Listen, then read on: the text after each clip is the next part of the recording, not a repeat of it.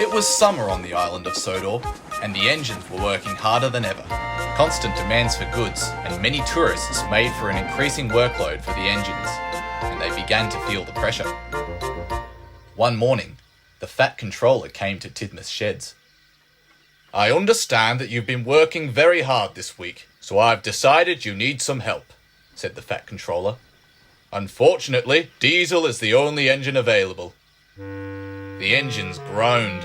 They all remembered when Diesel told lies about Duck when he first came to Sodor, and that each time he came, he caused more and more trouble. "But don't worry, I shall deal with him personally should he cause any more trouble." This made the engines feel better. Not long afterwards, Diesel arrived. "Ah, it's you lot again. Thought your engines would have been scrapped by now." The engines were fuming. "Disgraceful," said Gordon. "Disgusting," said James. "Despicable," said Henry. "I'd watch my tongue if I were you, Diesel, or the Fat Controller will make sure you're the one being scrapped."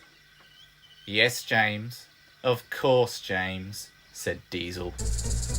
And he slithered away to help Thomas, Percy and Duck shunt trucks in the yard. "Back again," said Thomas. "Come back to improve the yard, have you?" said Duck. "Oh, Duck, you know I have. And when I'm done, the Fat Controller will get rid of steam engines once and for all, and replace you with engines like me. Because we Diesels are revolutionary." "Don't we know it?" snapped Duck. "Why don't you make yourself useful, instead of standing around chatterboxing?" said Thomas. Diesel oiled away without a word. "Revolutionary! Pah!" Percy was confused. "What does that mean?" Revolutionary. It means you use big words to make yourself sound smart." But Percy wasn't quite sure.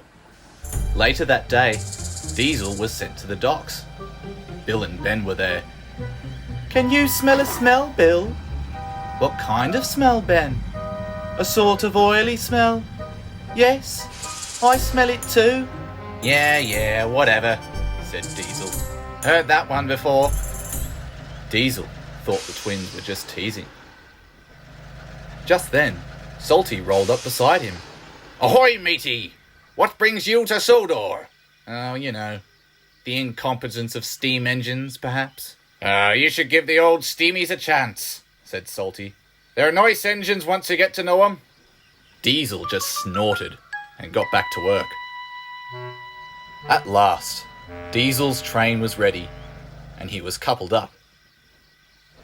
Salty was concerned. I think you should get yourself checked out. There be an awful smell wafting around the docks lately." "Leave me alone," said Diesel, "and go back to your steamy friends."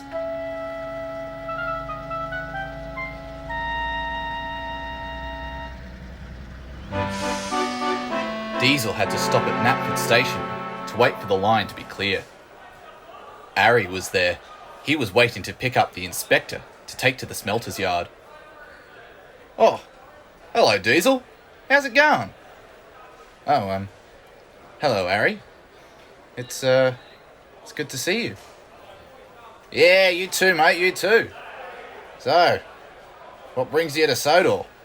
"The steamies can't handle the work, so they had to get me. Again." "Oh, it's ridiculous, isn't it? Absolutely ridiculous." "Finally, someone who speaks my language. At least some Diesels still have some sense." "I was just talking to Salty. Still a steamy sympathiser, is he? What a degenerate. We should get rid of him just like the others."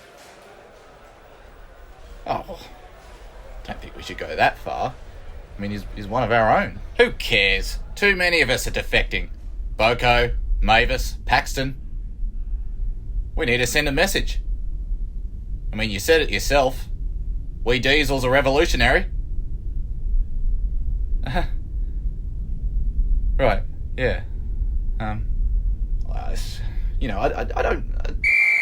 Oh, look, there's my cue. I've got to go. Bye.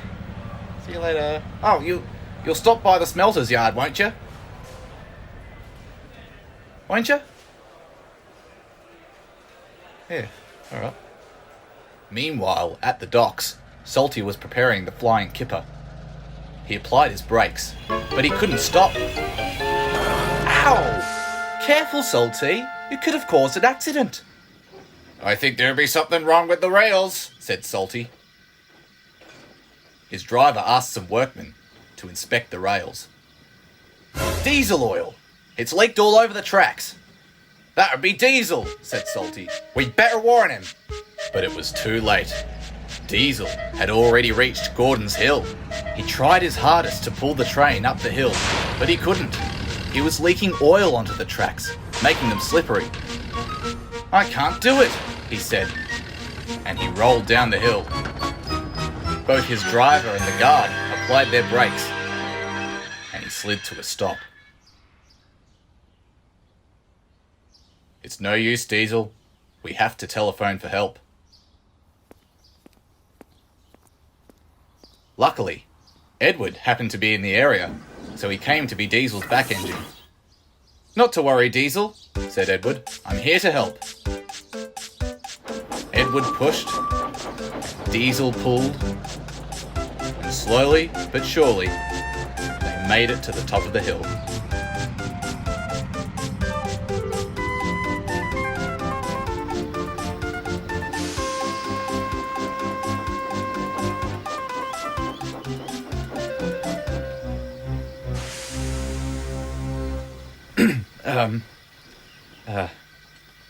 Thank you, Edward. Anytime.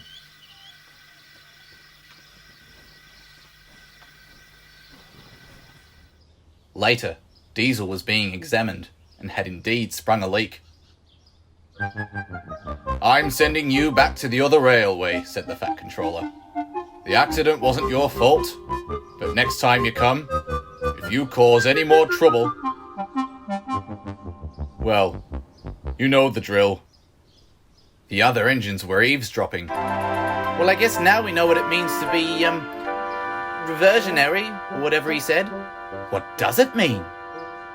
Unreliable! And the engines erupted into laughter. Diesel made his way back home, leaving only the stench of diesel oil behind.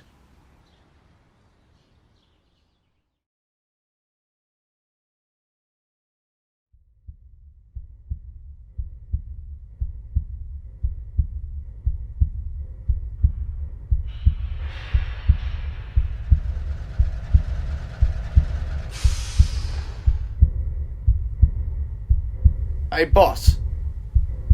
Yes, Harry? Did Diesel drop by? Diesel? Is he back? You just missed him. He came back for a few hours and went home again. Oh.